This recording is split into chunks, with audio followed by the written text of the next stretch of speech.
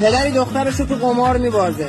دختر وقتی میفهمه پدر تو قمار باختتش میذاره با شبانه از خونه فرار میکنه، میره پناه میبره به خونه عابد شهر.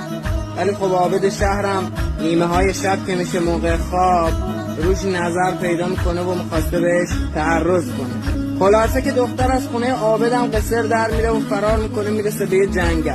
تو جنگل میرسه به یه کلبه. وقتی وارد کلبه میشه میبینه 3 تا پسر مست و پاتی رو افتادن اونجا. دخترم اونجا از ترس و خستگی زیاد از حال میره. صبح که به هوش میاد میبینه هیچ کی تو کلبه نیست و هرچی هم پتو تو کلبه بوده رو خودشه. از کلبه که میره بیرون میبینه یه برف خیلی سنگینی زده و 3 تا پسر مست یخ زدن و از سرما مردن. بعد از این قضیه دختر میاد وسط میدون شهر و این شعر رو میخونه: از قضا روزی اگر حاکم این شهر شوم، وسط شهر 2 میخانه بنا خواهم کرد.